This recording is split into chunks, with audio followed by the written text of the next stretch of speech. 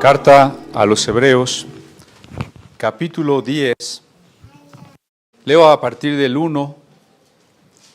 Porque la ley, teniendo la sombra de los bienes venideros, no la imagen misma de las cosas, nunca puede por los mismos sacrificios que ofrecen continuamente cada año, hacer perfectos a los que se allegan. De otra manera cesarían de ofrecerse, porque los que tributan este culto, limpios de una vez, no tendrían más conciencia de pecado. Empero, en estos sacrificios cada año se hace conmemoración de los pecados, porque la sangre de los toros y de los machos cabríos no puede quitar los pecados. Esto es lo que platicamos la semana pasada. Solo subrayo el hecho de que el perfecto perdón hace que el pecado desaparezca, mientras que dice en el verso 3 que aquellos sacrificios conmemoraban, es decir, recordaban el pecado, más que borrarlo, era un recordatorio. Ahora voy al verso 5 al 7. Por lo cual, entrando en el mundo, dice: sacrificio y presente no quisiste, mas me apropiaste cuerpo. Holocaustos y expiaciones por el pecado no te agradaron. Entonces dije: heme aquí, en la cabecera del libro está escrito de mí, para que haga, oh Dios, tu voluntad. Decía un escritor que la mayoría de los creyentes están acostumbrados a los postres teológicos.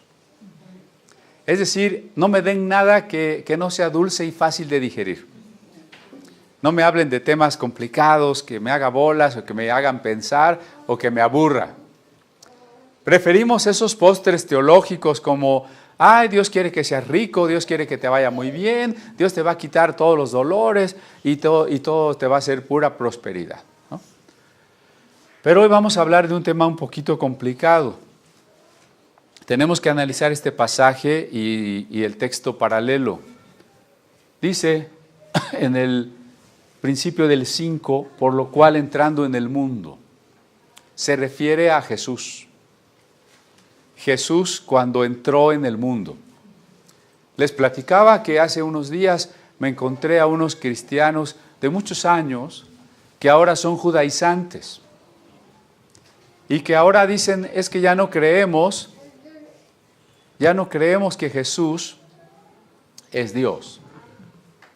Y yo les pregunté: ¿y entonces quién es Jesús antes de ser hombre, antes de nacer de María? ¿Quién es Jesús? Por lo pronto aquí el texto dice que cuando Jesús entró en el mundo, es decir, hay una preexistencia de Jesús. Antes de entrar en el mundo, Jesús ya existe eternamente como el Logos o la palabra de Dios. Jesús existe como aquel que sustenta todas las cosas. Ahora bien, el autor de la carta a los Hebreos está citando lo que hoy llamamos Antiguo Testamento, es decir, las Escrituras hebreas, porque los apóstoles en realidad no van a inventar ninguna doctrina, sino que todo lo que digan de Jesús tiene que estar sustentado en las Escrituras. Todo lo que enseñemos, todo lo que escuchemos y aceptemos, tiene que estar sustentado en las Escrituras. Usted nunca va a aceptar algo. Siempre pregúntese, porque a veces las doctrinas son atractivas, parecen espirituales, parecen nuevas revelaciones, la persona que lo está diciendo parece digna de confianza, parece todo un apóstol, un iluminado, un profeta o lo que ustedes quieran. Pero nuestra responsabilidad es ver si todo lo que se dice, lo que se cree, lo que se practica, está en la Biblia. Por eso los apóstoles, cuando predicaron o cuando escribieron estos textos, como esta carta, la sustentaron con la Escritura. Por eso el autor de la carta a los Hebreos, Nuevo Testamento, está citando el Salmo 40 del Antiguo Testamento.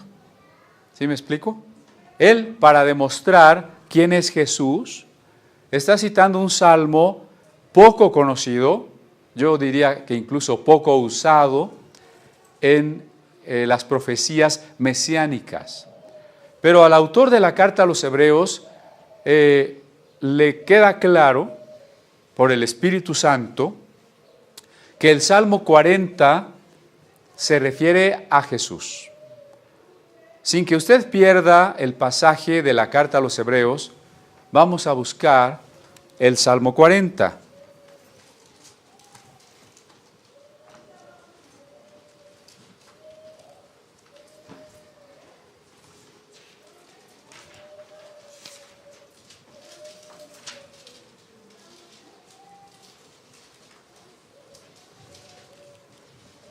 Dice en el verso 6 del Salmo 40, sacrificio y ofrenda no te agrada, has abierto mis oídos, holocausto y expiación no has demandado.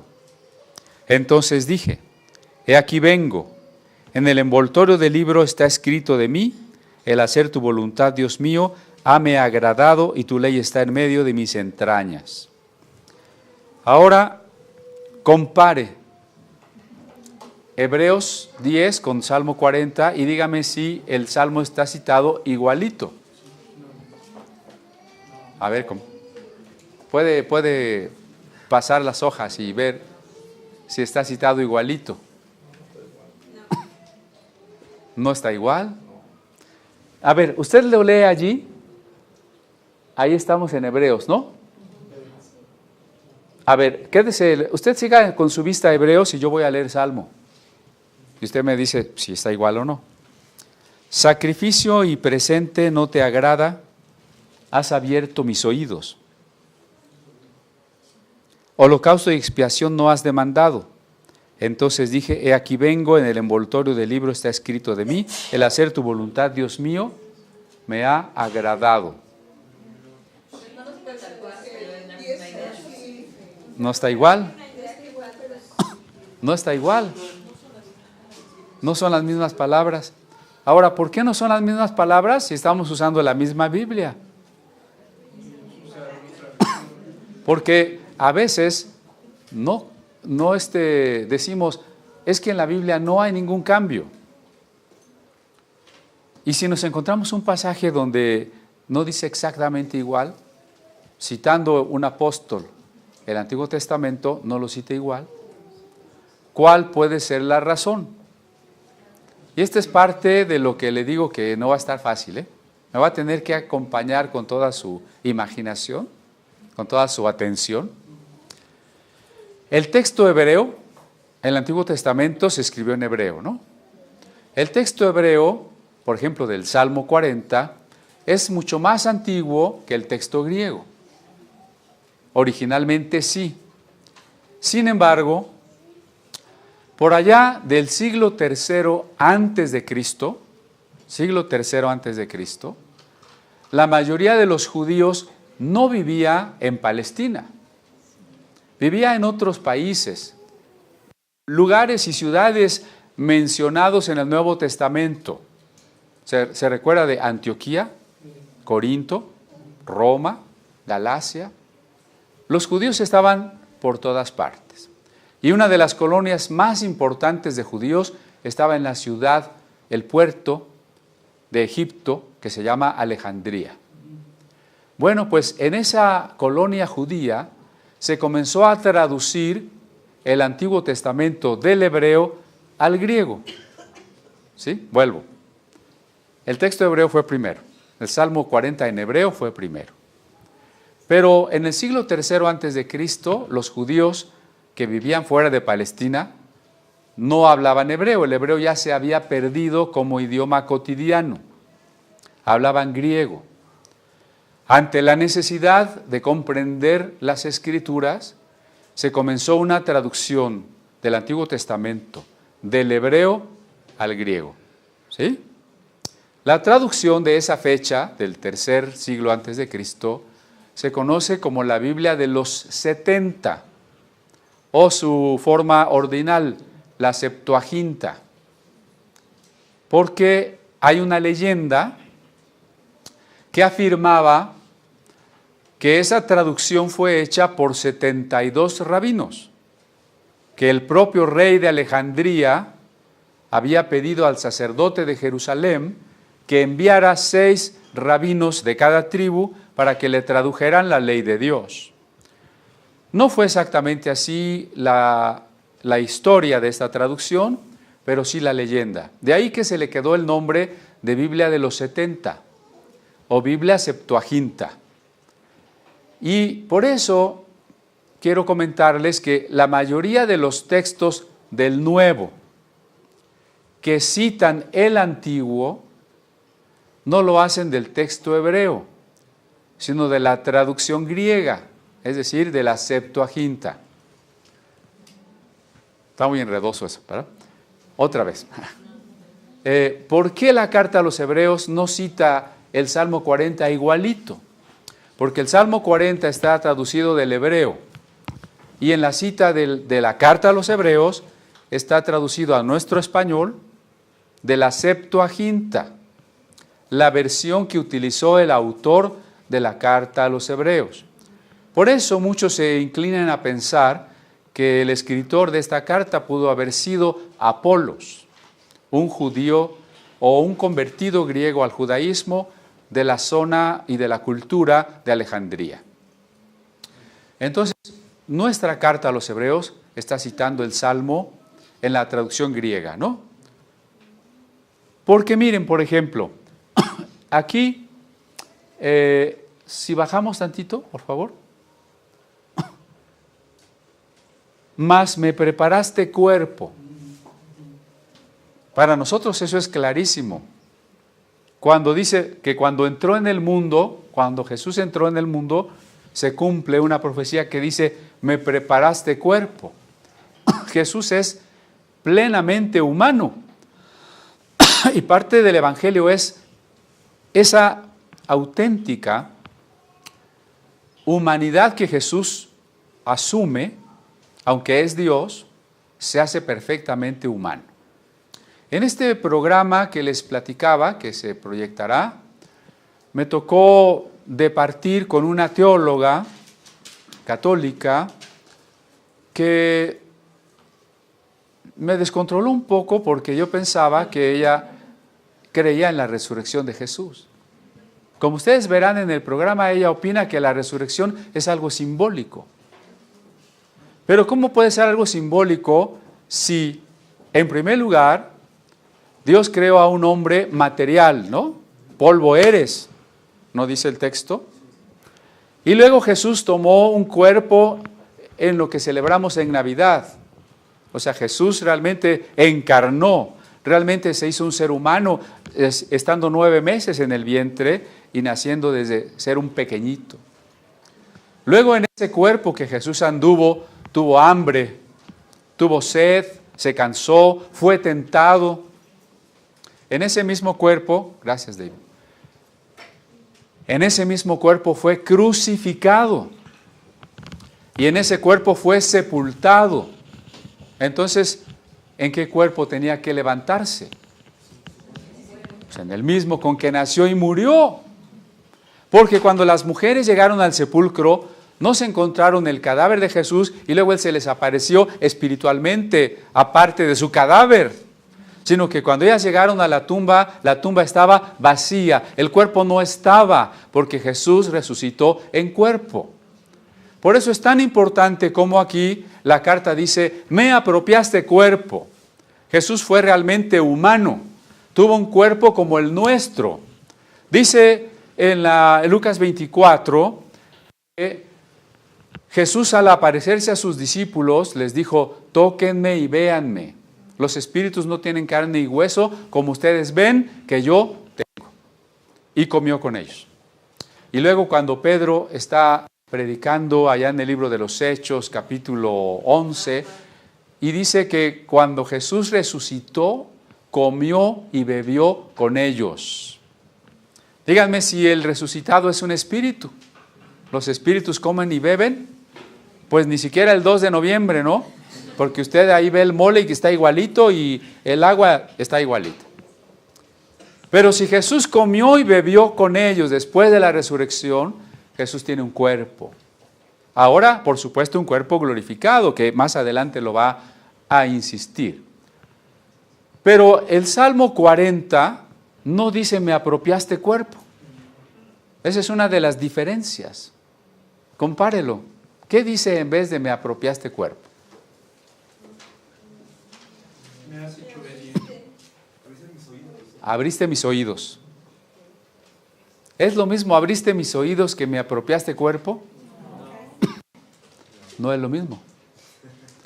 Ahora, esa diferencia no es solo de decir la misma idea con varias palabras, es otra idea.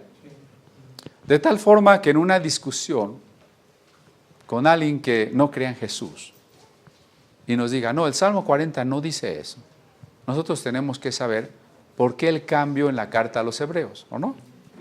Por eso les dije que me ayuden con toda su imaginación. ¿Sí? Se tiene que imaginar el eje cronológico, la línea del tiempo. Aunque el texto hebreo fue primero y se tradujo al griego en el siglo III antes de Cristo, ahora vamos a pensar en el tiempo después de Cristo. ¿Sí? Imagínense aquí Cristo y luego sigue el tiempo. Cuando nació la iglesia cristiana, la Biblia que naturalmente fue la Biblia cristiana fue la Septuaginta. ¿Ve? Casi hoy no la usamos. De hecho, casi no está traducida al español. Pero fue la primera Biblia cristiana. Le voy a explicar por qué. Imagínese que usted era un habitante de Corinto y un día llega un tal Pablo a su ciudad diciendo que Jesús es el Mesías. Y yo le pregunto, si usted vivía en Corinto, ¿usted qué idioma hablaba? Griego. Y en la sinagoga de Corinto, ¿qué Biblia se leía? La Biblia griega.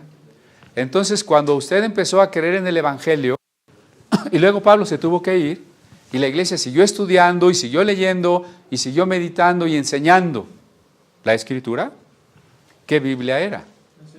La Septuaginta. Entonces, la Septuaginta fue la primera Biblia naturalmente adoptada o conocida con la que la iglesia nació. ¿Sí me explico?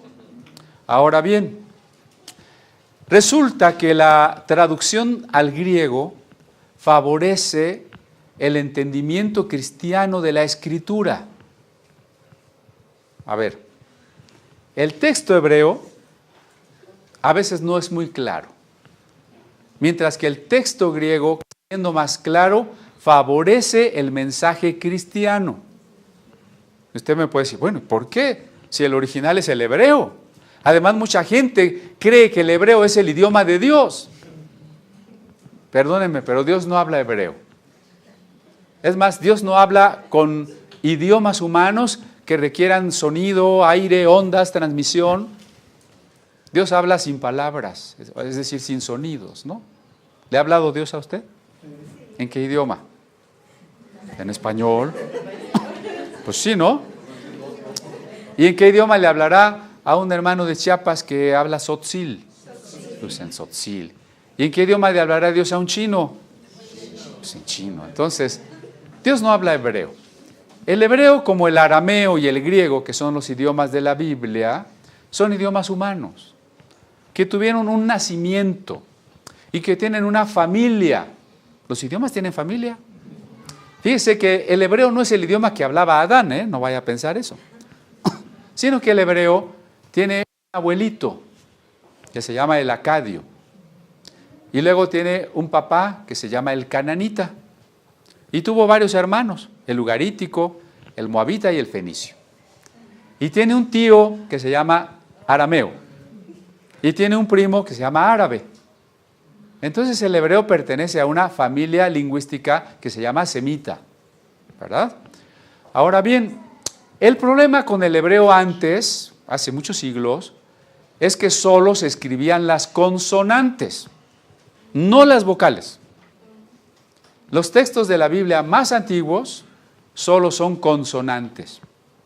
Y todas las palabras van pegadas, ¿eh? No hay separación de palabras, no hay mayúsculas, no hay minúsculas, no hay una correcta separación en sílabas cuando se acaba el renglón, no hay signos de puntuación, no hay interrogaciones, no hay nada.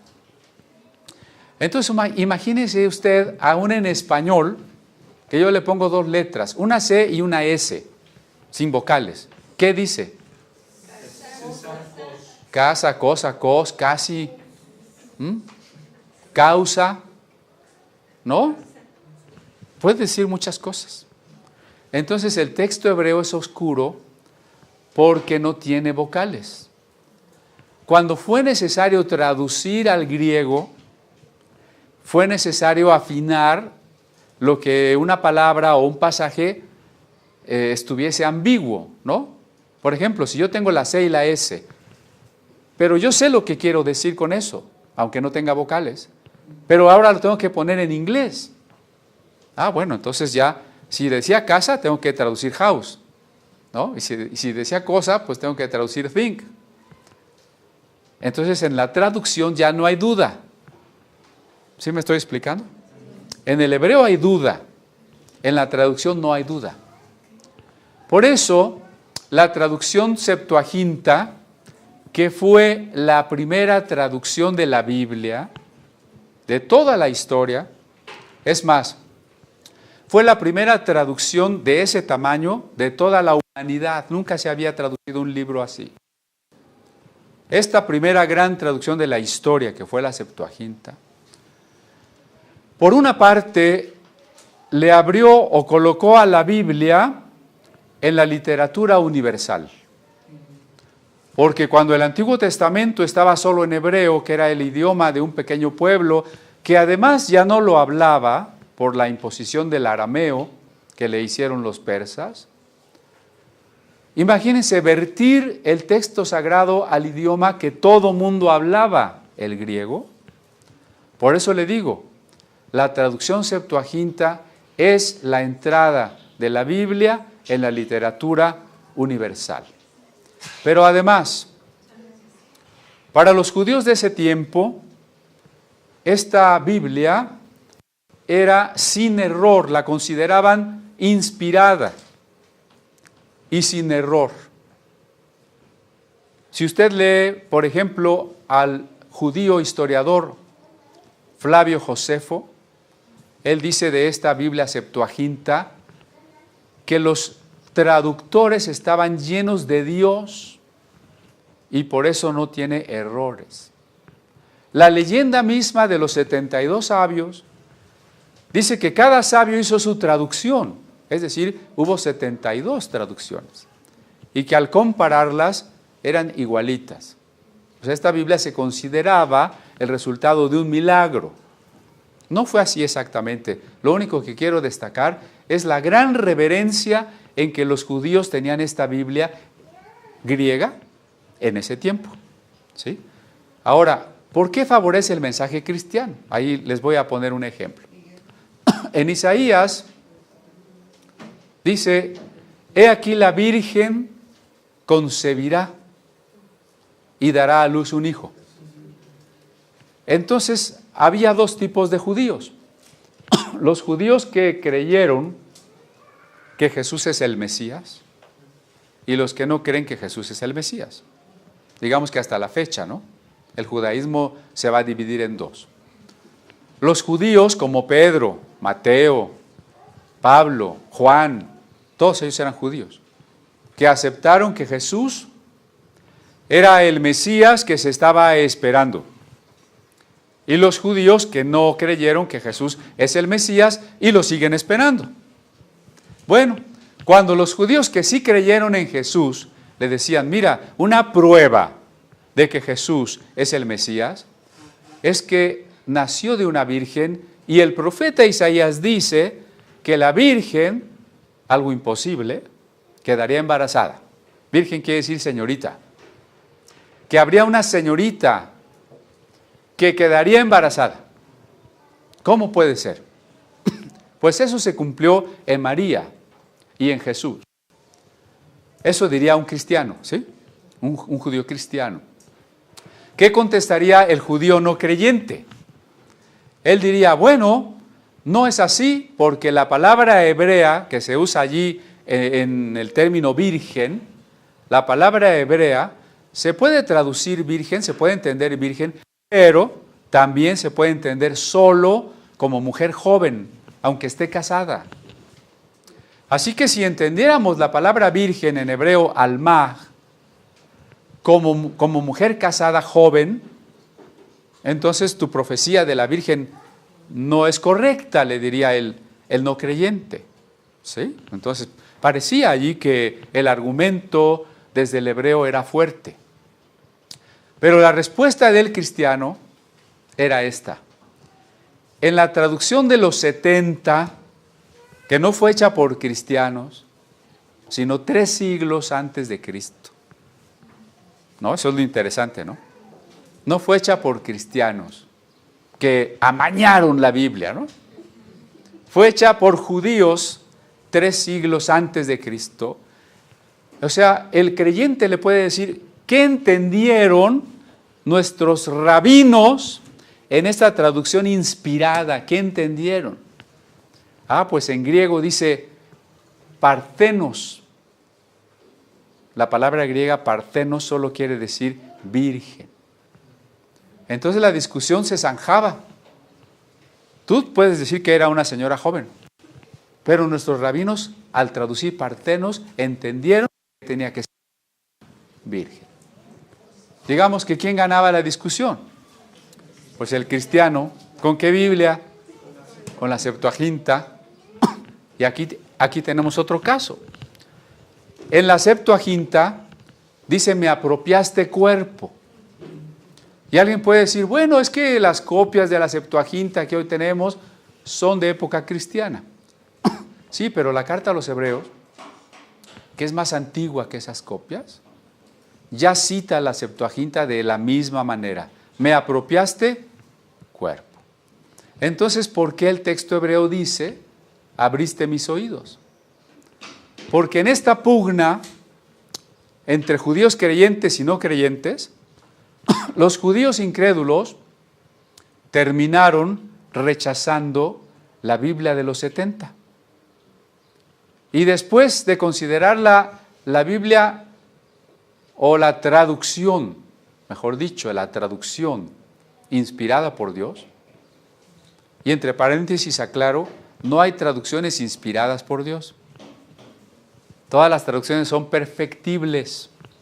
Todas las traducciones tienen que ser revisadas, ¿no? Las traducciones no están inspiradas. Pero bueno, los judíos creían que esa traducción estaba inspirada. Y sin embargo, en el año 100 después de Cristo, al ver el uso que hicieron los cristianos, al ver que era la Biblia natural de todos los discípulos de Jesús, los judíos no creyentes decidieron rechazar la Septuaginta y mandaron a hacer otras traducciones griegas, especialmente 3, que conocemos por el nombre de sus traductores, Aquila, Símaco y Teodosio, y dejaron de lado la Septuaginta. Es más, instituyeron un día de ayuno y duelo por el becerro de oro y la Septuaginta. Y la Septuaginta. O sea, hubo un cambio diametralmente opuesto, ¿no? O sea, de ser una versión divina a ser un becerro de oro. Pero la razón era la contienda con los cristianos. Ahora, el texto hebreo con el que contamos hoy, su copia más antigua es del siglo IX de nuestra era. Si me está siguiendo en la línea del tiempo, yo le voy a hacer una pregunta. ¿Qué es más antiguo entonces? ¿El texto hebreo o la Septuaginta? La Septuaginta. Porque originalmente el texto hebreo era más antiguo, pero de las copias que han sobrevivido, la más antigua es muy posterior a la Biblia Septuaginta. Y ya es de mano de los copistas medievales que estaban en conflicto con los cristianos.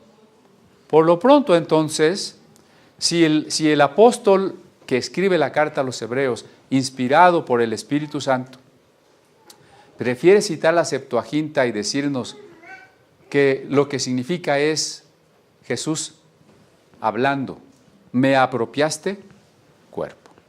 ¿Sí? Bueno, ya estuvo bueno de historia. Vamos a regresar a nuestro texto de Hebreos.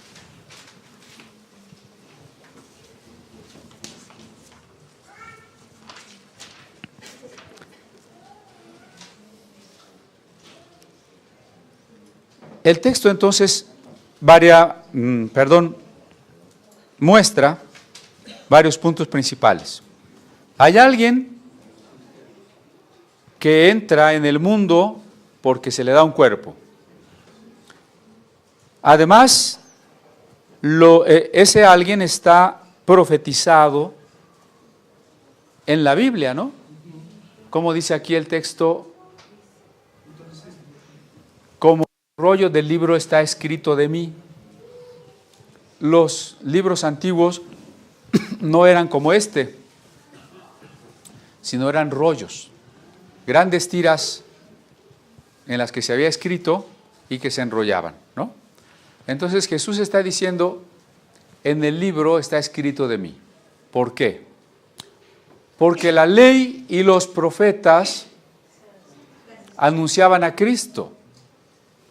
La ley y los profetas se cumplen en Cristo. Cuando alguien me dice, es que tú no crees en la ley, sí, claro que creo en la ley, pero la ley debemos valorarla y entenderla señalando hacia Cristo, porque en Cristo está su cumplimiento. Por eso dice, el libro habla de mí. ¿A qué vino Jesús? A hacer la voluntad de Dios. Es decir, ¿dónde encontramos la voluntad de Dios? ¿Dónde encontramos la voluntad de Dios? En la Biblia. Pero para entender la Biblia hay una clave hermenéutica. La hermenéutica es el arte de la interpretación. La clave, el centro hermenéutico para entender, para leer la Biblia es una. ¿Cuál es? Cristo. Cristo. Si usted no tiene a Cristo como el centro, puede usar la Biblia y citar la Biblia, pero va a estar equivocado. Cristo es como un hilo rojo que recorre una cuerda. Es un ejemplo que le quiero platicar. Había unas cuerdas de alpinista que las auténticas se reconocían por un hilo rojo que iba en medio, adentro de la cuerda y las hacía más resistentes. Resulta que unos alpinistas ya en su ascenso sufrieron la rotura de la cuerda y se murieron. Y cuando se analizó esas cuerdas, no eran de las que tenían el hilo rojo al centro. ¿Sí? Si usted no tiene en el centro de todo a Cristo, aún con la Biblia, usted se va a perder. Porque a la letra mata. Pero el Espíritu, que es el Espíritu de Cristo, vivifica. Cuando alguien se pierde en la nieve y rápido se pone a buscar el camino, solo se va a perder más. Cuando alguien se pierde en la nieve, lo primero que tiene que hacer es clavar una estaca y empezar a buscar en círculos cada vez más amplios, sin perder la referencia. Cristo es esa estaca, ese centro en torno al cual tenemos que ir entendiendo la Escritura cada vez más. Si lo perdemos de vista, nos vamos a extraviar. Por eso, de Cristo está dicho en el libro, y la voluntad de Dios la conocemos por el libro, siempre y cuando podamos ver a Cristo en el libro. Y dice, no te agradaron los holocaustos ni los sacrificios. Insisto en esa pregunta que me hacen, ¿crees en la ley? Claro, pero ¿qué dice la ley? Que ofrezcamos sacrificios, corderos, carneros, palomas, vacas. ¿Y eso es lo que hacemos ahora? Dice Dios, no le agradaron. ¿Por qué no le agradaron si están en la Biblia? Porque finalmente esos ritos son exteriores. Usted puede ofrecer un sacrificio y no estar arrepentido y no estar entregado. Pero además ese sacrificio no borraba realmente los pecados, ni mucho menos nos daba el poder para dejar de pecar. Entonces Dios decidió hacer otro sacrificio. ¿De acuerdo? Entonces vaya conmigo al verso 8. Diciendo arriba, se está citando otra vez el Salmo, diciendo arriba, sacrificio y presente y holocaustos y expiaciones por el pecado, ¿no quisiste ni te agradaron? Las cuales cosas se ofrecen según la ley. Sí, porque alguien que nos quiere regresar a la ley de Moisés siempre va a insistir. Pero ¿por qué no guardas el sábado? ¿Por qué comes carne de puerco? ¿Por qué haces esto o aquello? Si está en la ley. Si está en la ley. Pero aunque esté en la ley, aquí dice que ha llegado el tiempo que ciertas cosas de la ley han pasado. Al punto que dice el Salmo, Dios no te agradó que yo te traiga un animal y lo sacrifique. Parece una contradicción, ¿no? Muchos han querido ver que había un pleito entre los profetas y los sacerdotes, precisamente porque unos proponían sacrificios y los otros no. No es que hay un pleito entre profetas y sacerdotes, es que los sacrificios son una forma de culto primitivo que tenía como función mostrarnos que el pecado merece la muerte y que se requería un sacrificio para que nosotros no muriéramos. Eso es todo. Por lo demás, al ser un rito exterior, no transforma el corazón, no garantiza la santidad. Como ninguna de las cosas de fuera lo hace. ¿Será que el que venga de corbata y traje es más santo? ¿Será que la hermana que traiga la falda más larga es más santa? ¿El que traiga el peinado más decente es más decente? No necesariamente. Las cosas de afuera no garantizan lo de adentro. Por eso cuando la gente empezó a ofrecer sacrificios como si con eso cumpliera, como la gente que va a la iglesia por cumplir y ya, Dios dice, eso no te lo acepto. Eso no es lo que me agrada. Por eso el siguiente verso dice, entonces dijo, heme aquí para que haga, oh Dios, tu voluntad. Quita lo primero para establecer lo postrero. Si a usted le habían dicho alguna vez que la lógica y la fe no se llevan, pues déjeme decirle que aquí hay un silogismo perfectamente construido. Si Dios había dicho que se le ofrecieran holocaustos y ahora dice, no quiero holocaustos. Si Dios había hecho un pacto en la ley y ahora dice, no, mi voluntad está en el Mesías. Conclusión, quita lo primero para establecer lo postrero. ¿No? Es un silogismo que tiene una conclusión. Por tanto, ya no son los sacrificios ni las maneras humanas de hacer la voluntad divina. Ahora es un sacrificio divino y alguien que ha venido a hacer la voluntad divina. Por eso la carta insistirá en un pacto viejo y en un pacto nuevo. Un pacto nuevo hecho por Cristo. Recuerde cuando al principio de la reunión tomamos el vino y las palabras de Jesús, esta es la copa del nuevo pacto. De ahí que nosotros no debemos pensar que puede haber otros pactos. Solo hay un pacto, ya lo hemos subrayado, ¿no? Solo hay un pacto. ¿Cuál es? El pacto de la gracia, el pacto en Cristo, en la sangre de Cristo. Así que si alguien viene y le dice, haz un pacto de sal. ¿Ha oído eso? Cuidado, se lo quieren llevar a la brujería.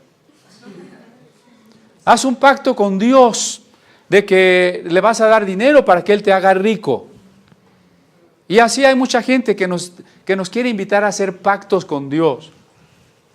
Y ya dijimos que eso es temerario porque el pacto es uno y no lo hice yo. Lo hizo Dios y lo hizo con algo tan valioso y sublime como la sangre del Cordero Jesucristo, ¿no? Hay un solo pacto, es un pacto nuevo que ha dejado atrás el pacto antiguo. Continúo con el verso 10. En la cual voluntad somos santificados por la ofrenda del cuerpo de Jesucristo, hecha una sola vez.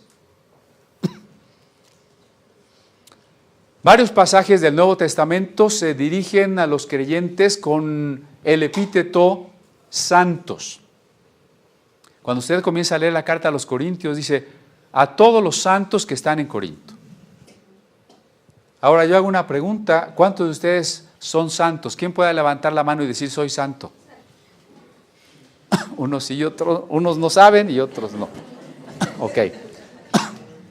Mire, si usted tiene la idea de que santo es el que se porta súper bien, también que ni siquiera se despeina, como los héroes de las películas, ¿no? La Biblia no llama santo a alguien que supuestamente ha logrado portarse muy bien.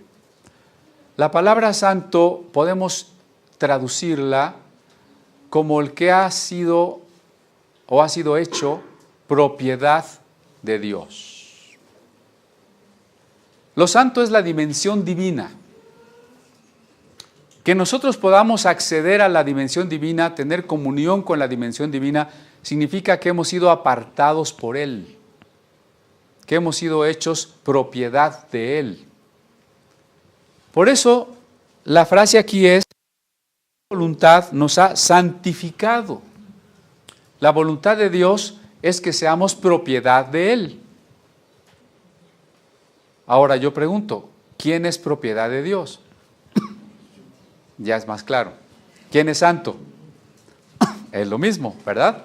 Todo el que es propiedad de Dios, porque ha creído, es santificado, es apartado para Dios. La santidad no es algo que yo alcanzo.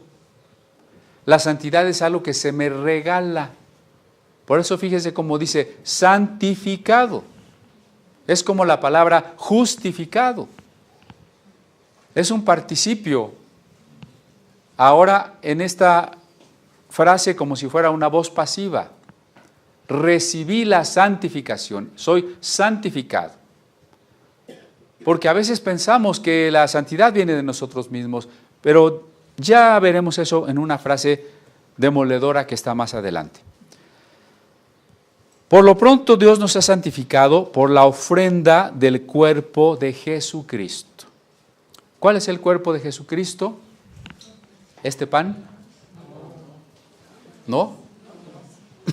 El cuerpo de Jesucristo es el que murió en la cruz, ¿no? Por el cuerpo de Jesucristo, y esa ofrenda fue hecha una sola vez. ¿Cuántas veces muere Cristo? ¿Cuántas veces podemos ofrecérselo a Dios como un sacrificio por nuestros pecados? Se ofreció hace 2000 años. Ya no podemos estar ofreciendo a Cristo. Partir el pan es un símbolo de que todos somos el cuerpo de Cristo. Somos muchos granos de trigo, pero un solo pan, ¿no? Pero no estamos volviendo a ofrecer a Cristo. Cristo en la cruz hace 2000 años. Una sola ofrenda completa, suficiente. Por eso el verso que sigue, así que todo sacerdote, se refiere al sacerdote judío, el verso 11, se presenta cada día ministrando y ofreciendo muchas veces los mismos sacrificios que nunca pueden quitar los pecados. Hay un contraste. Los sacrificios son un asunto religioso. No estoy en contra de lo religioso, Lo religioso es una dimensión humana, inevitable, como lo es vivir en sociedad o ser capaces de hacer arte, música o danza, lo que quiera. La religión es parte integral, constitutiva del ser humano. Pero lo que quiero subrayar es que lo religioso se reitera, se repite constantemente. Los sacrificios se ofrecen constantemente. En cambio, lo que Dios hace es único, es singular. ¿Cuántas veces nació Jesús? ¿Cada 25 de diciembre? Jesús nació una vez. ¿Cuántas veces muere Jesús? Una vez. Hay un contraste entonces con la repetición de los ritos y de los sacrificios. Estos sacrificios que además, fíjese, dice, nunca pueden quitar los pecados. Es decir, yo llevaba a mi borreguito al templo y ahí era degollado, su sangre era derramada a un lado del altar para expiación o perdón de mis pecados. De acuerdo con lo que acabamos de leer, la pregunta es, ¿y realmente quita los pecados? Porque no es más que un anuncio del perdón divino. Hay una diferencia, entonces, entre el rito al que le otorgamos poder en sí mismo y el rito como símbolo. A ver, voy a explicar. Si yo mato al cordero solo como símbolo de que Dios me perdona, es correcto. Pero si yo pienso que en sí, de veras, esa sangre y ese animalito es lo que me quita los pecados, estoy equivocado. Desgraciadamente hoy, la mayoría de cuestiones sacramentales así se maneja. La gente cree que los ritos en sí tienen poder, o que los objetos o las sustancias tienen poder, ¿no? Por eso no falta quien se compra su botellita de aceite bendecido y se pone a embarrar su casa, ¿no? Los ritos no tienen poder, los sacrificios no quitaban el pecado, no eran más que una enseñanza, un símbolo de algo que teníamos que entender. Así como el aceite no es más que el símbolo del Espíritu Santo. Yo le pregunto, ¿usted qué quisiera tener? ¿El Espíritu Santo viviendo en usted o la puerta embarrada de aceite? Pues el Espíritu Santo viviendo en nosotros. Lo demás no tiene sentido. Eso es lo verdaderamente importante, ¿sí? Pero o sea Jesús, verso 12, habiendo ofrecido por los pecados un solo sacrificio para siempre, está sentado a la diestra de Dios. Cristo murió, sí.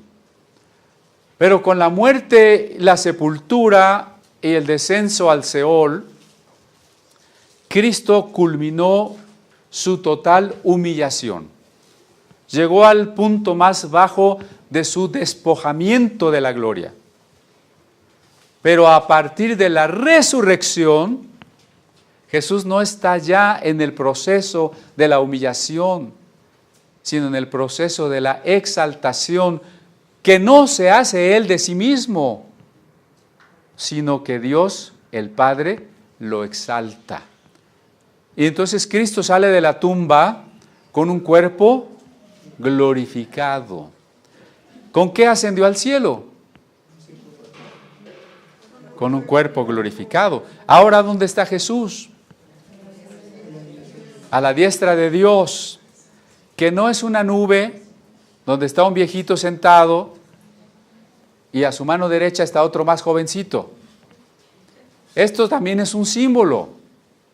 Lo que quiere decir es que al Jesús exaltado, por cuanto fue obediente y estuvo dispuesto a negarse a sí mismo, Dios le ha entregado la diestra, significa toda la autoridad y el poder sobre toda la creación. De tal manera que ahora Jesús no es un niñito indefenso. No se vaya a poner a arrullar al niño el 25 de diciembre. Ni a pedirle al santo niño de Atocha, porque Jesús no es ahora un niñito indefenso. Jesús ni siquiera es ahora un hombre colgado de un madero, lleno de llagas y de heridas. No, Jesús ahora es un ser inmortal, glorificado, con toda la autoridad sobre todos los potestados y autoridades visibles e invisibles. Por eso el siguiente texto dice, el 13, esperando lo que resta hasta que sus enemigos sean puestos por estrado de sus pies. Jesús ya murió y ya fue glorificado. ¿Por qué no se ha acabado la historia? Porque todavía resta un tiempo. Es un tiempo en que los enemigos de Cristo tendrán que ir siendo vencidos. Y no se refiere básicamente a seres humanos, sino a las estructuras de pecado, las estructuras de injusticia que son el mundo en el que nosotros vivimos. ¿Y eso cómo va a ser vencido? ¿Cómo está siendo vencido? Por la conversión de las personas.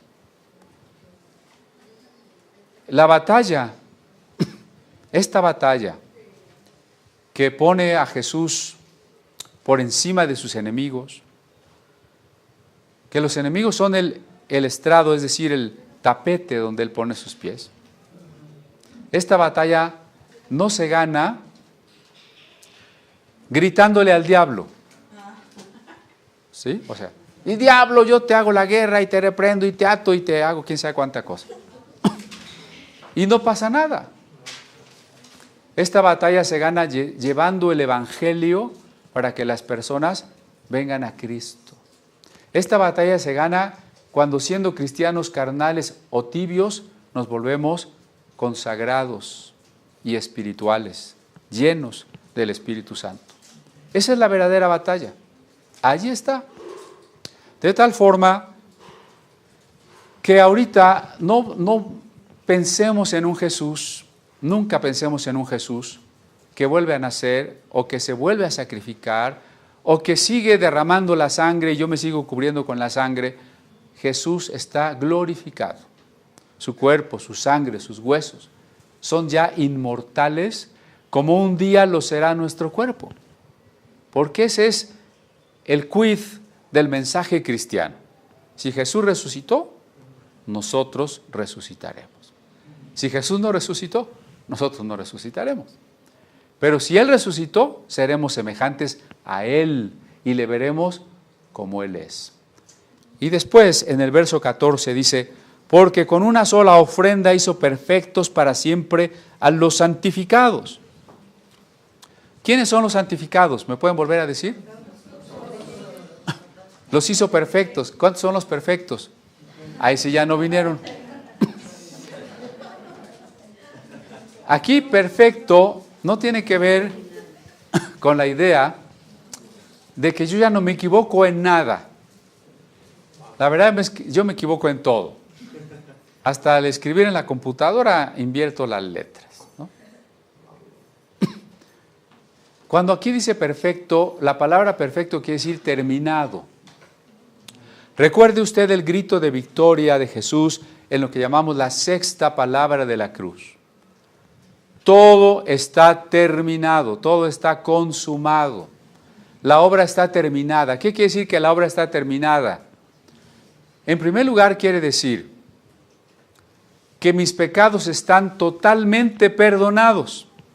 Y segundo, que me ha sido dado el poder para decirle no al pecado. Esas dos cosas. Por eso siga leyendo conmigo. Y atestiguamos lo mismo el Espíritu Santo que después dijo, y este es el pacto que haré con ellos. Después de aquellos días, dice el Señor, daré mis leyes en sus corazones y en sus almas las escribiré, y añade, nunca más me acordaré de sus pecados e iniquidades. Ahí está, o ahí radica la perfección de la obra hecha por Cristo. Nunca más se acordará de nuestras iniquidades. ¿Usted se puede acordar de algunos pecados, pecadillos y pecadotes que ha hecho por ahí? Ya les conté que una vez decía una persona que cometió un pecado, un adulterio, lo que sea, y pasaba el tiempo y él se seguía sintiendo condenado. Y alguien le preguntó, ¿pero ya le pediste perdón a Dios? Y él decía, se lo pido todos los días. Eso es incredulidad. Porque si yo se lo pedí ayer, ¿por qué se lo voy a pedir hoy? ¿No? Si tú le pides perdón del mismo pecado a Dios todos los días, entonces no has creído en el perdón. Si tú a Dios le dijiste, Dios, perdóname por el pecado fulano de tal, entonces debes saber que en ese momento Dios lo borra, se le olvida. Así que si al otro día tú llegas y dices, Dios, perdóname por aquel pecado, Dios va a decir, ¿cuál pecado? Yo no sé de qué me estás hablando. Porque aquí dice, nunca más me acordaré de tus pecados. Por eso cuando el diablo, que es el acusador, te quiere hacer sentir condenado, culpable, dubitativo acerca de tu perdón, tú tienes que recordar estas palabras. Dios ha prometido borrar de su memoria todos mis pecados. Así que esos pecados ya no existen. Por eso la palabra santificado. Para Dios yo soy un santo. La palabra justificado. Para Dios yo soy un justo.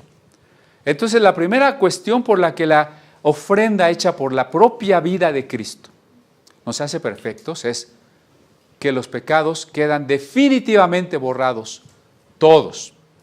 Y si le queda un poco de duda, va a tener que ver el video de la semana pasada, donde hablamos si Dios perdona los pecados pasados o todos. ¿Sí? Ahí revisa el video, por favor. El otro punto está antes, en el verso 16. El pacto es que Dios va a poner sus leyes en nuestros corazones. Esa es la diferencia. Déjeme ponerle un ejemplo. La ley dice, no adulterarás, no matarás, ¿no? Ahora bien, ¿quién puede cumplir la ley de Dios? De por sí la ley no la puede cumplir ningún ser humano. Pero viene Jesús y dice, mira, la ley te decía no matarás, pero yo te digo que si tú te enojaste con tu hermano, ya mataste. Entonces, si la ley nos ponía una estatura hasta aquí, Jesús viene y nos pone el doble. Y la pregunta es, si yo no podía cumplir la ley, ¿cómo voy a poder cumplir lo que me dice Cristo? Menos. Claro, pero hay una diferencia. Porque cuando la ley estaba solo en el papel y la tinta, entonces yo la leía y la ley quedaba en mi mente. Y con mi mente yo decía, no debo odiar, no debo codiciar. Con mi mente yo decía eso, pero mi corazón, ¿qué decía? Mi corazón codiciaba, mi corazón mentía, ¿no es cierto? Pero ahora el nuevo pacto, lo que promete o en donde radica la esencia del nuevo pacto, es que ahora la ley de Dios no solo está en la Biblia, sí, que está en la Biblia, y por eso usted viene cargando su Biblia, pero la ley de Dios está adentro de nosotros, para capacitarnos a hacer la voluntad de Dios. Si alguien le preguntara, ¿tú guardas los 10 mandamientos? Usted tendría que contestarle no. Porque los 10 mandamientos están afuera de mí. En cambio, en mí hay una ley del Espíritu, una ley de Cristo que es el amor, por la cual yo vivo. Y que no viola los 10 mandamientos, pero los trasciende. ¿Sí me voy explicando? Porque es uno de los grandes conflictos. ¿El cristiano guarda o no guarda la ley? Si dices no la guarda, entonces ya puedo pecar. Si la guarda, pues entonces regresamos a todos los ritos. Fíjese muy bien entonces. La ley no la guardo porque esa está afuera.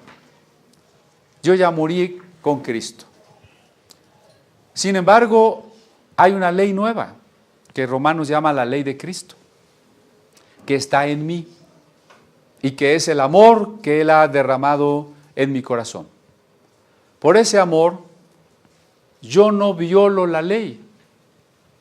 No estoy en la ley, pero no por eso mato. No estoy en la ley, pero no estoy más abajo que la ley.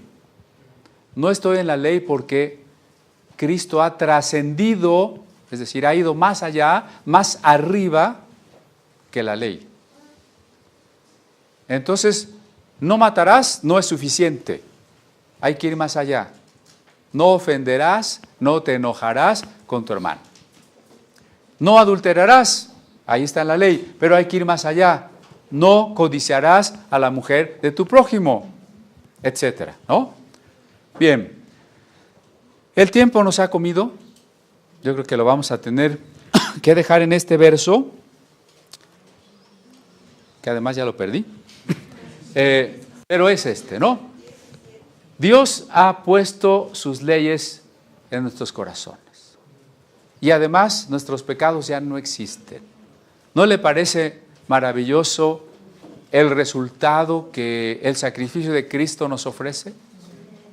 Es el gran regalo de la gracia, por el cual, si en este mismo instante tuviésemos que morir, sabríamos cuál es nuestro destino eterno.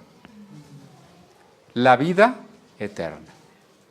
No solo con nuestra alma, por supuesto que sí, pero con nuestro cuerpo cuando Jesús regrese y nos resucite para vivir la nueva creación. Bueno, vamos a dejarlo aquí entonces.